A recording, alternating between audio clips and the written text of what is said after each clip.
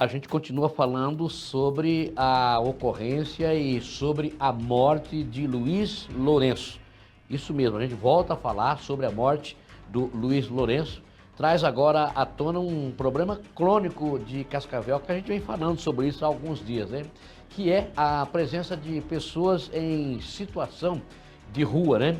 E vem aumentando isso em termos de criminalidade, há um certo aumento e a falha na prisão aí de criminosos. Então, a gente vai falar sobre isso.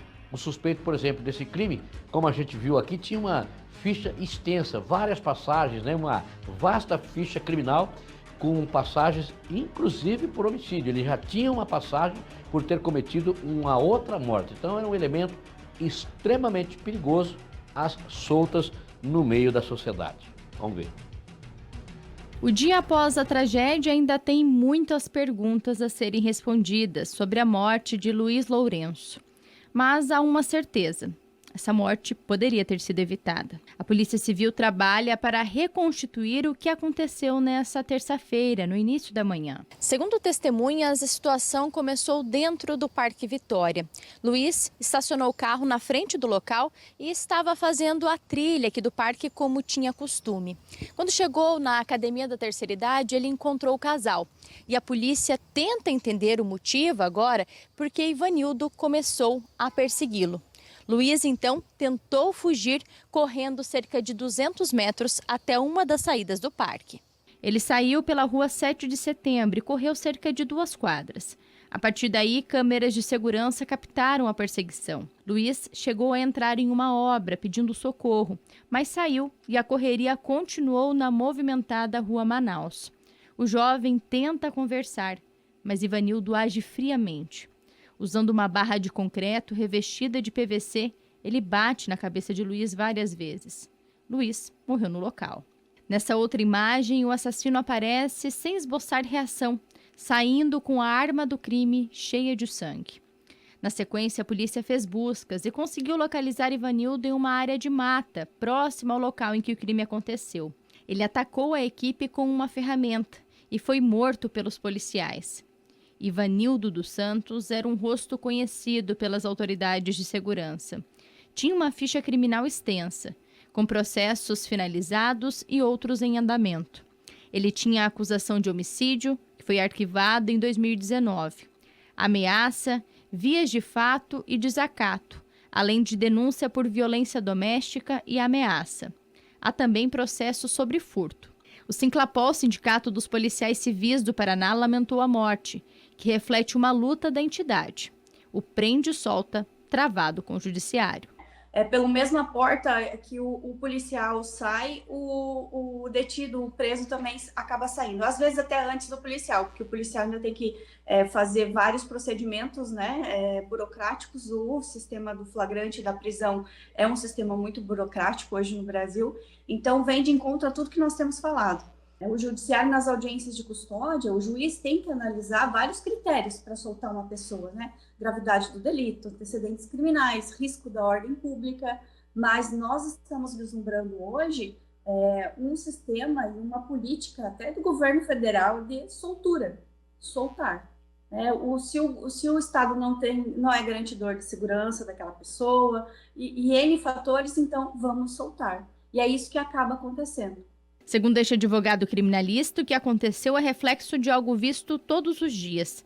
Pessoas que cometem crimes que conseguem se aproveitar de brechas para seguirem em liberdade. Às vezes você vê pessoas com várias passagens, mas são crimes de menor potencial ou crimes em que a pena é pequena. E ela não gera a prisão.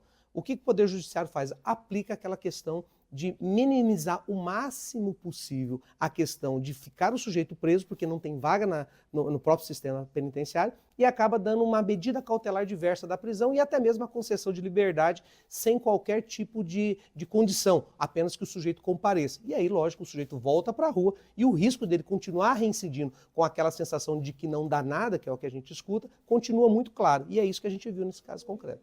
As próprias leis brasileiras dão essa abertura, de acordo com ele. Para uma mudança de cenário, o poder legislativo é chamado para a ação. Quem faz a lei é o poder legislativo. Se você perguntar para a população em quem você votou para deputado federal, que são os responsáveis por fazer essas alterações do Código Penal e Código de Processo Penal, muitos não sequer se lembram em quem votou. Eles são os principais responsáveis pela frouxidão da lei, ou até mesmo da questão processual do sujeito ter várias condições. Quando a gente traz isso para a realidade, a gente faz com que o Poder Judiciário, que às vezes é criticado por fazer ou por tomar decisão, ele cumpre a lei.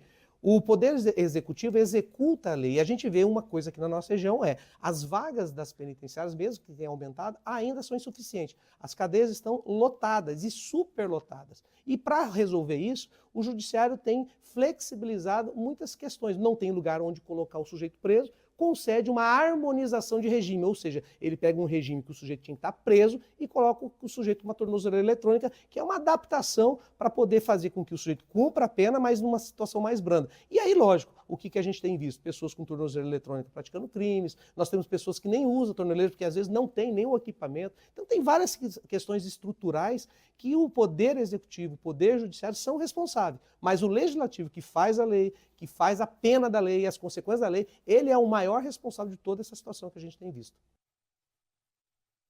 Lamentavelmente, né, doutor Luciano? Infelizmente é desse jeito. Agora, essa tal audiência de custódia, sempre a gente achou uma piada, né?